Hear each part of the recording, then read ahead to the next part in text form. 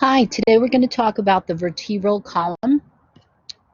We also know the vertebral column as the backbone or the spinal column. It's strong, flexible, and rod-like.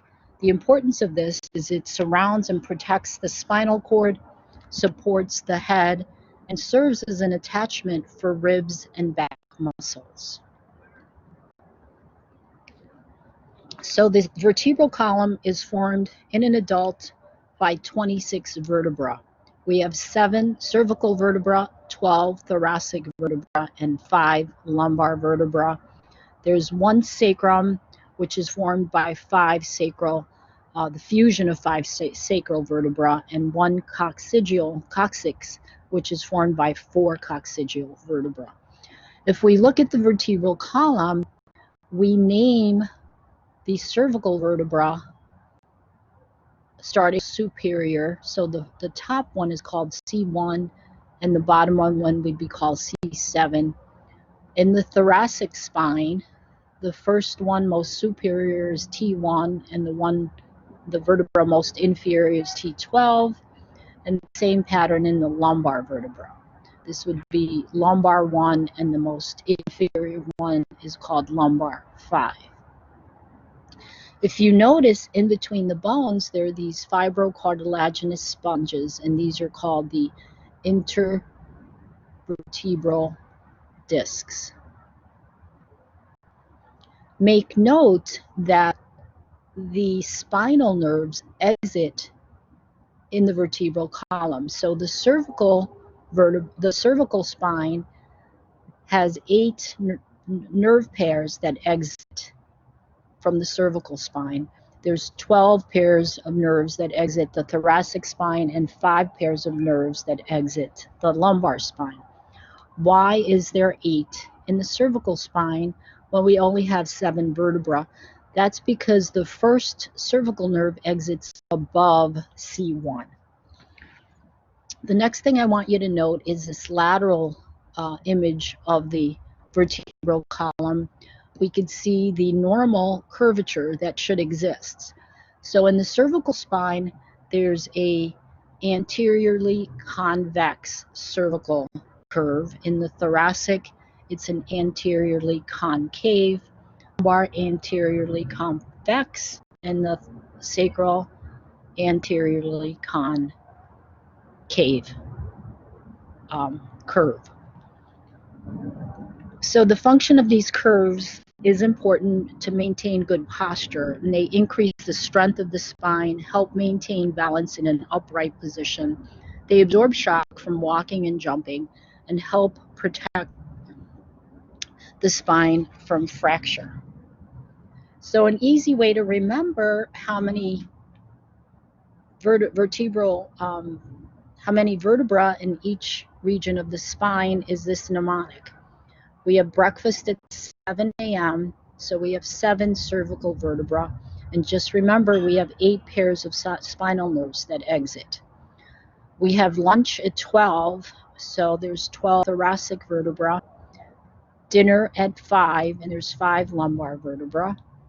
And all of these are similar to the vertebra number. There's 12 pairs of thoracic nerves that exit that region and 5 pairs of lumbar nerves. The only unique one is the cervical region, which has 8 pairs of nerves. So let's talk about the abnormal curves. So that includes scoliosis, which is an abnormal lateral curve. What can cause a scoliosis? Sometimes it's congenital. You're born with that. It could a malformation of the vertebra, passed into paralysis of muscles, or a short leg can cause this abnormality, a lateral curve. A kyphosis is an abnormal increased thoracic curve, often caused by degeneration, older individuals, osteoporosis. The third one is called lordosis or swayback, and this is an increased lumbar curvature, which can be caused by abdominal weight gain, pregnancy, poor posture. And we'll talk about a herniated disc towards a little further down. So a scoliosis is an abnormal lateral curvature. A kyphosis is an exaggerated thoracic curvature and often seen in older individuals. And a lordosis is an exaggerated lumbar curve.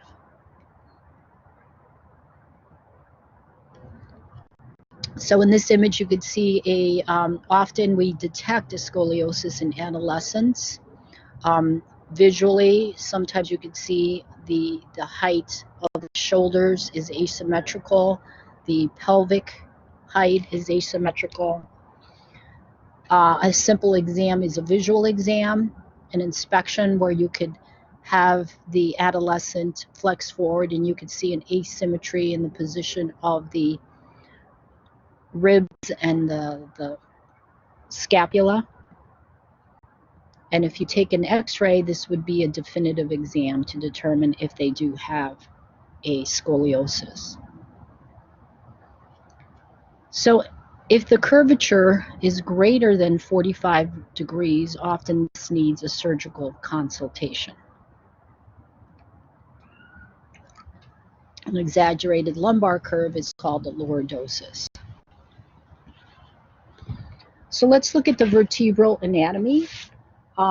In general, we have the vertebral body, anterior. So when you see the body, this is in the front of the spine. We have these processes. So we have a spinous process posteriorly, which is that little point that sticks out if you palpate your own back.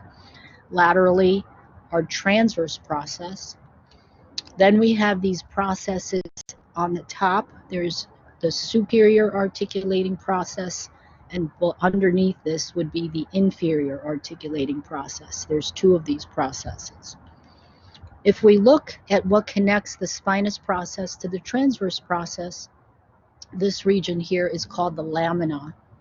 And then what connects the transverse process to the vertebral body, this region in here is called the pedicle.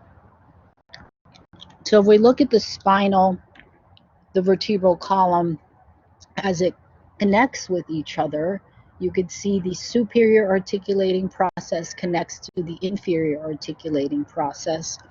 In between the vertebra are these fibrocartilaginous discs called intervertebral discs. The space where the spinal nerves exit is called the intervertebral foramen, and the region where the spinal cord is located is called the vertebral foramina.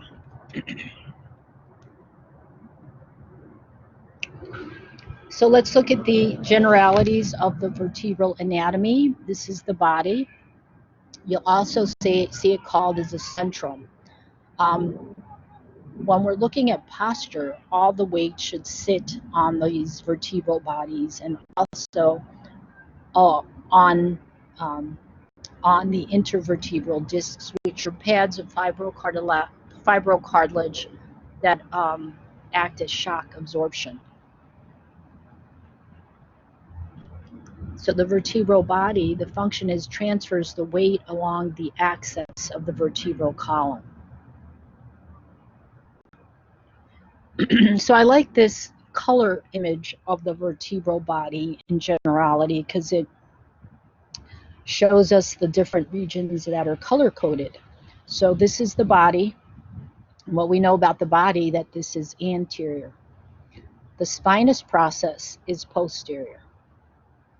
And then the transverse processes are lateral. There's the superior articulating process, and there's also an inferior articulating process, which we do not see. This region in purple is called the lamina. I like it because it looks like an L. And this is the pedicle that connects, in the green, that connects the body to the transverse process. So here in pink, it's highlighted the lamina, and the pedicles are highlighted in pink in this image.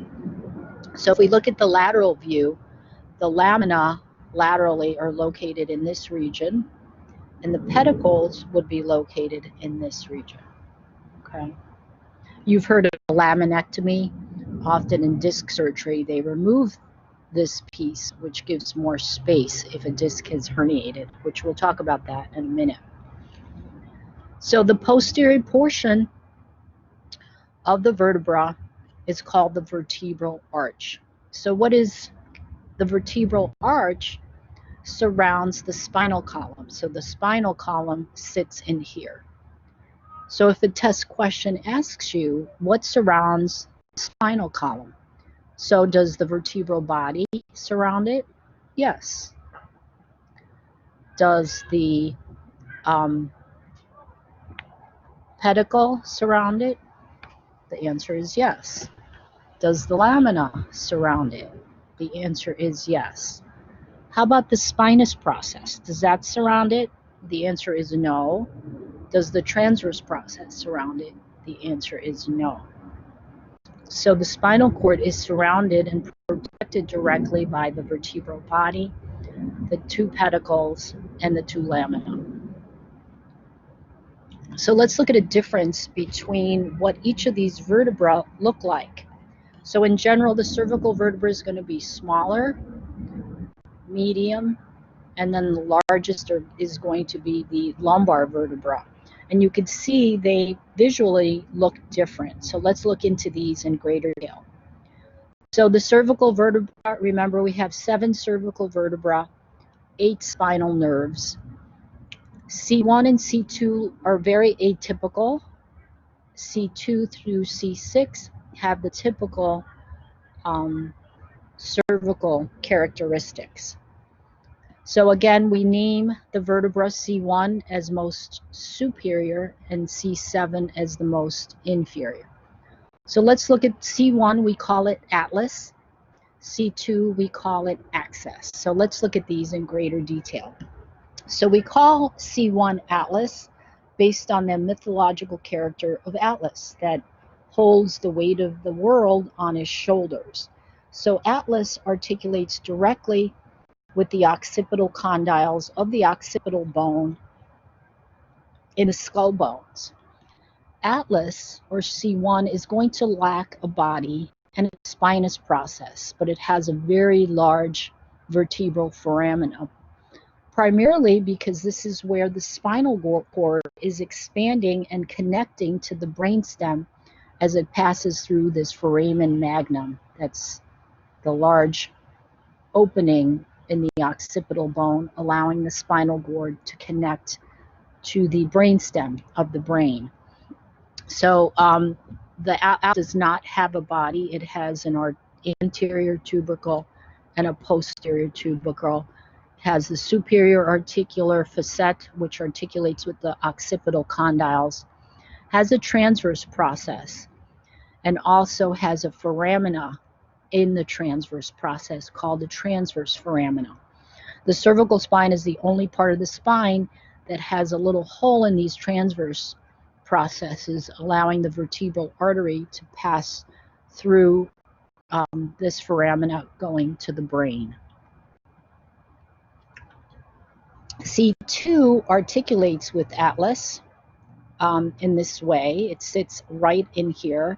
And again, it gives us that rotational joint, allowing us to say no. So the articulation between C1 and C2 is that rotational joint, and it's allows us to say no. C2 is unique because it has this little process called dens, or odontoid process, or like a little tooth-like structure.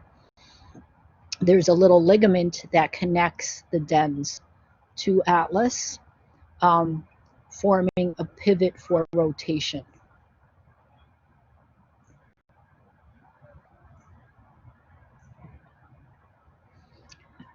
C7 is also unique in the sense that it has a long and slender spinous process. You could actually palpate that if you feel the back of your vertebra. It also has the transverse foramina, the body, but a very long spinous process. The rest of the cervical vertebra look like this. So they have a couple of characteristics that do not exist anywhere else. They have what we call a bifid spinous process, meaning like 2 feet. So a spinous process has two two little feet to it. It has a transverse foramina in the transverse process. It has a small body and a very large foramen, vertebral foramen. Has the superior articulating process and the inferior articulating process. So let's look at an overview of the cervical vertebra. The cervical has 7 cervical vertebrae, has 8 spinal nerves. It's located in the neck. The bodies are small. The vertebral foramina is the largest here. Spinous processes, other than C2 through C6, is bifid.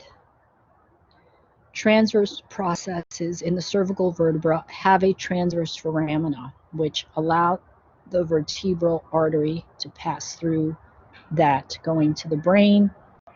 The functions of the cervical spine is going to support and stabilize the head and allow for head and neck movements.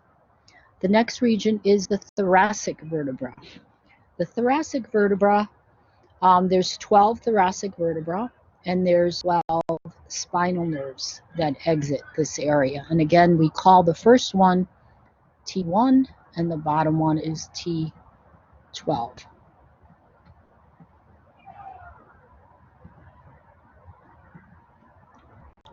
So in the thoracic vertebra, they generally can have a heart-shaped vertebral body. The vertebral body is larger than the cervical spine. We could see the typical structures as the spinous process, but it's not bifid, and the transverse process laterally has the lamina and the pedicle. The unique thing about the spinous process, generally from T1 and getting increasingly steeper up until like T9, is that the spinous process will angle inferiorly. It just has to curve down, especially as it's going through that thoracic cage. The other unique thing is that it has areas where the rib articulates. You can see these spaces here. So this is the superior facet for the articulation of the rib. And then it's located on the vertebral bodies. Some T2 through T8 has an articulation on the superior demifacet and an inferior demifacet, and also an articulation on the transverse processes. So again, the location is in the chest. They have heart-shaped vertebra. On the vertebral body, we have facet for the rib articulations on the bodies and on the ribs. The vertebral foramina is the smallest of the 3 regions. Spinous processes often are going to point inferiorly, and the transverse processes of T11 and T12 are going to begin to look like the thoracic vertebra, but the T11 and T12 do not have articulations for rib articulations, do not have that like the other vertebra. So the functions of this is going to also support the weight of the head and neck, the upper limbs, articulates with the ribs, which allows for change in thoracic volume in breathing. So let's go to the next region, the lumbar spine. So most of the weight in an upright posture is sits on the lumbar spine. That's why these vertebrae are very large. Typically, the lumbar vertebrae are thicker and larger than the thoracic spine. If we look at the vertebral bodies, they're very large. They do not have the costal facets. The vertebral foramina is often triangular, a little larger than the thoracic but not as large as the cervical vertebra. The articular processes superiorly are going to face medially. The inferior articulating processes face laterally. So again, it's very stocky, very large body, short and large, stocky transverse process, and short and stocky spinous processes. So they're large because they provide a very large surface area for attachment of lower back muscles and reinforce the lumbar curve. So again, they're located in the inferior back. There's 5 lumbar vertebrae and 5 lumbar nerves. The bodies are very large. The vertebral foramina is small, but not as small as the thoracic. The spinous processes are going to point posteriorly and kind of stocky. Transverse processes are going to be stocky and point laterally, and there's no articular facets like the thoracic vertebra. And they're going to support the weight of the entire vertebral column, the upper limbs, also in the trunk. The sacrum is composed of 5 fused sacral vertebrae. The function, in addition to supporting the vertebral column, is it's going to protect reproductive, urinary, and digestive organs. It attaches to the axial skeletal and also to the pelvic girdle of the appendicular skeleton. So it connects through the axial skeleton in this way, and the pelvis, which is part of the appendicular skeleton, laterally. The sacrum is curved, convex in the posterior surface, and it's connected to the coccyx. The coccyx is the little small tailbone at the end. It usually has, it's made up of 4 coccygeal vertebrae that begin to fuse by age 26, and it provides attachment for mitts and the anal triangular muscles in that region. So let's talk about some injuries or diseases associated with the vertebral column. Degenerative joint disease, often we see this in older patients.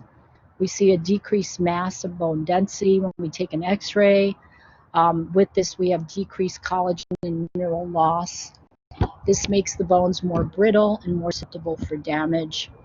We have decreased disc height in these regions, and often we could see what's called an osteophyte, or a lipping of the bone, which indicates the bone itself trying to stabilize itself.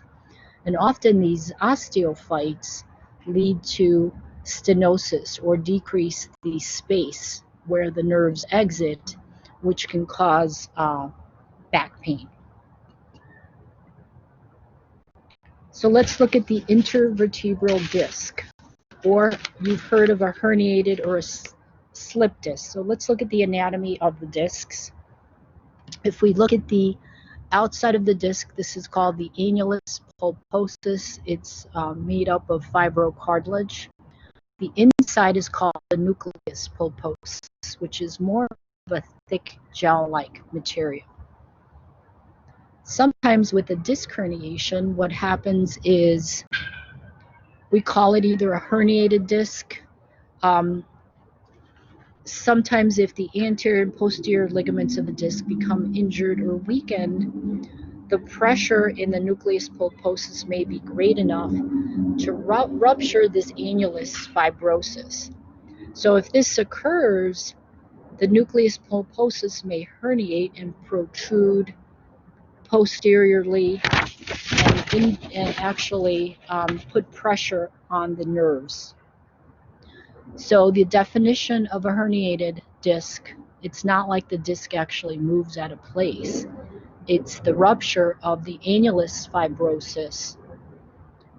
The nucleus pulposus may herniate and protrude posteriorly, causing a compression of a nerve root, which can cause a condition called radiculopathy, meaning you're going to feel the pain in the local and also often along the path of the nerve. So again, in this image, we could see this is the nucleus pulposus, and this is the annulus fibrosus. So if this tears due to trauma of any kind, repetitive trauma, sudden trauma, it allows that nucleus pulposus to herniate, often in a posterior manner, injuring the nerve. When we're thinking, for example, sciatica, I don't know if you've heard of this term, and this is where it can be caused by a variety of reasons, but this one we're referring to a disc herniation causing sciatica. So if the disc herniates, usually it's going to be one of the lower two discs. So if this herniates, puts pressure on the nerve root, you could have what's called sciatic radiculopathy, meaning you could feel the nerve pain running the posterior buttock, posterior thigh, and then it could radiate either lateral, lower leg, posterior, and often if the disc is large enough, into the toes. So we can diagnose a lumbar disc herniation causing sciatica through a complete history, orthopedic and neurologic exam. Often we start with x-rays, but a lumbar MRI would tell us exactly if that is the diagnosis. You can see this is a lateral view of an MRI. This is a disc. This is a normal disc. Here's the nerve roots. And you can see in this case, this disc is herniated posteriorly, and it's hurting that nerve root. So in this case, it's the lower lumbar L5S1, and that could cause a sciatic radiculopathy. So other causes of sciatica, it does not always have to be a disc. It could be an inflamed joint putting pressure on the sciatic nerve, degenerative joint disease, degenerative disc disease, sometimes a muscle spasm, especially there's one in this gluteal region called piriformis muscle. And of course, a disc bulge or a disc herniation. As we said, the disc bulge often can start with back pain and then will cause a radiculopathy or sciatica. Generally, depending on how far down the leg these symptoms travel, can correlate with how much pressure, or in the case of a bulging disc, how large the disc bulge can be. So let's look at ligaments. So the important part of ligaments is there are continuous bands down the front and the back of the spine from the neck to the sacrum. Anteriorly, they're going to prevent hyperextension. Posteriorly, also protect a posterior shift. So in the anterior region, we have what's called the anterior longitudinal ligament. So it's a ligament that travels from the base of the skull to the sacrum. Posterior, along the posterior border of the vertebra, we have the posterior longitudinal ligament. So this travels posterior vertebra and posterior to the intervertebral discs. The third one is called the ligamentum flavum. So this connects to the lamina from C1 through C2, and you can see it in this image. Anterior is the anterior longitudinal ligament. Posterior bodies is the posterior longitudinal ligament. And then the ligamentum flavum is along the lamina. So let's look at the superficial back muscles that exist. So when we're looking at back muscles, we notice that there's a layering effect. So the most superficial back muscles we see, and we're going to look at in greater detail, is the trapezius. The other most superficial muscle is this one called the latissimus dorsi. And then if we can take this layer off, the next layer in we will see this muscle, the levator scapula, which lifts the scapula. And then we see two, the rhomboid major, which is inferior, and then the rhomboid minor. So if we could take both of these layers off, we have a group of intermediate extrinsic back muscles, and there's two in this layer. Well, when we're naming muscles, often it's descriptive. So because they are serrated, this one is called the serratus, and it's located in the back, so we call it posterior. And this is located superior, so this one's called serratus posterior superior. And then on the lower part, we have the serratus, looking like a serrated edge of a knife. It's posterior, but this one is located inferior. So that would be in the next layer. And then if we go a little deeper to this, then we have a group of muscles called the erector spinae. So the erector spinae, they're the largest muscle mass of the back, and it consists of three groups. We have a lateral group, which are called the iliocostalis, closer to the costal ribs. We've got an intermediate group called the longissimus, and then we have a medial group called the spinalis, right on the spine. So we call these the erector spinae muscles. Their functions are as chief extensors of the vertebral column and also help in controlling lateral flexion. Okay, so we have it for the day. I'll see you soon.